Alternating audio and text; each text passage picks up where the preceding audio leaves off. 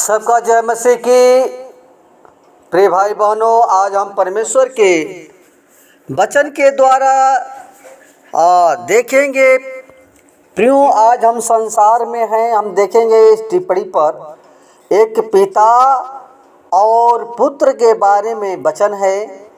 और प्रियो, हम संसार में हैं और संसार के लोग ऐसे हैं जैसे कि आज संसार में एक पिता को पुत्र जो है उसका अनादर करता है। प्रियो, संसार में रह करके और हम बड़े आशा के साथ एक पुत्र को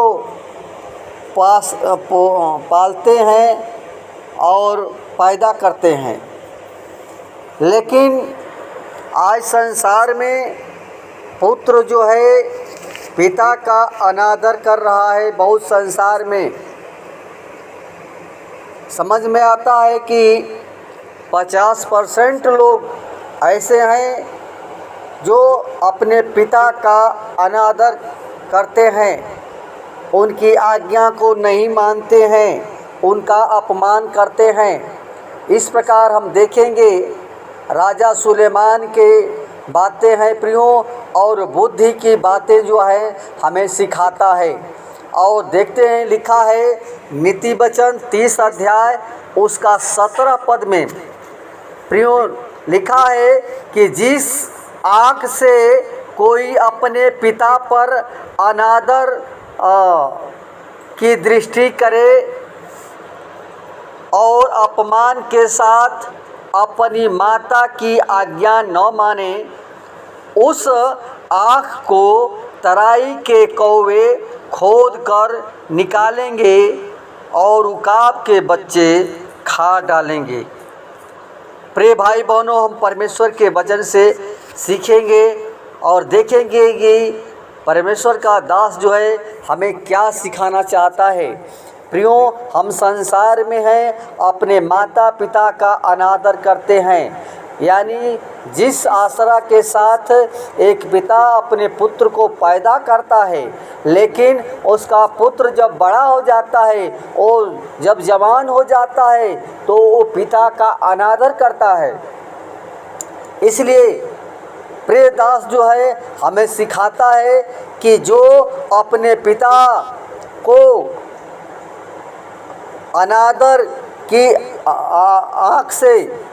आँख को के अनादर की दृष्टि से वो देखता है और अपनी माता की आज्ञा नहीं मानता है, उसको आँख को तराई के कौवे खोद कर खा डालेंगे और उकाब के बच्चे खा जाएंगे।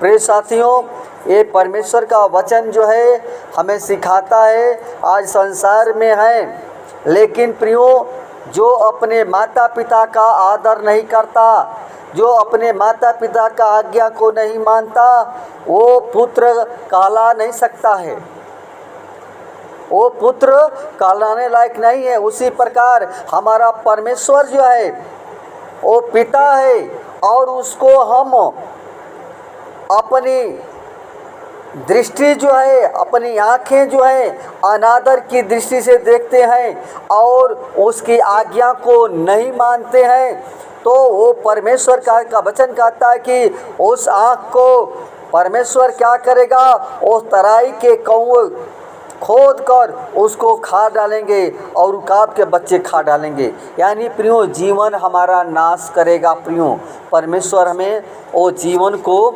नाश कर देगा। इसलिए प्रियो, परमेश्वर का भय माने, परमेश्वर के वचन के अनुसार जीवन को बिताएं, यही हमारा जीवन है। इसलिए हम परमेश्वर पर भरोसा रखें, वही हमारा जीवन दाता है, वही हमारे जीवन को बचाया है। इसलिए प्रियो, परमेश्वर के वचन के अनुसार हम चलें और उसके भय में चलें। अगर हम देखते हैं व्यवस्था विवरण 21 अध्याय और उसका 18 पद, 18 से पढ़ेंगे। लिखा है, यदि किसी का हठीला विद्रोही बेटा हो, जो अपने माता पिता की बात न माने, किंतु ताड़ना देने पर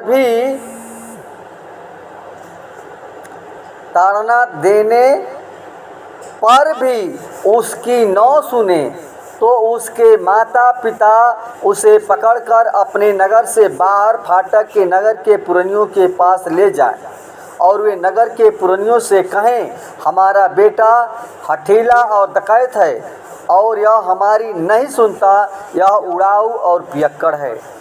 प्रिय साथियों, हम अपने बच्चों को पुरनियों के सामने ले जा कर के उनको बातों को बताएं कि मेरा पुत्र समझाएं। यानी समझाने का मतलब है हम परमेश्वर के पुरनिये जो है प्रभु में उनके पास ले जाएं, और जो उनका हठीला मन है वो परमेश्वर के दास के परमेश्वर के बात को जब सुनेगा तो उसका जो जीवन है वो बदल जाएगा। इसलिए प्रियो, हम परमेश्वर का भय माने और परमेश्वर के डर में भय में चलें, यही हमारा जीवन है। अगर हम परमेश्वर के भय में नहीं चलते हैं तो ये समझ जाइए कि आप परमेश्वर का अपमान करते हैं, उसकी आज्ञा को नहीं मानते हैं। इसलिए हम परमेश्वर का भय माने। अगर देखते हैं अय्यूब 15 अध्याय उसका 25 पद से लिखा है कि उसने तो परमेश्वर के विरुद्ध हाथ बढ़ाया है और सर्वशक्तिमान के विरुद्ध ताल ठोकता है। प्रियो, हमारा पुत्र जो है, हम हैं पिता जो हमारा स्वर्ग में है, और हम उसके विरुद्ध अपना हाथ बढ़ाते हैं, उसके विरुद्ध हम ताल ठोकते हैं, तो लिखता है कि वह सिर उठाकर और अपनी मोटी मोटी ढालें दिखाता हुआ घमंड से उस पर धावा करता है, इसलिए कि उसके मुंह पर चिकनाई छा गई है और उसकी कमर में चर्बी चढ़ी है, जमी है। तो प्रियो, ये संसार के बच्चे जो हैं आज बिगड़ गए हैं, वैसे हमारा जीवन भी बिगड़ा हुआ है।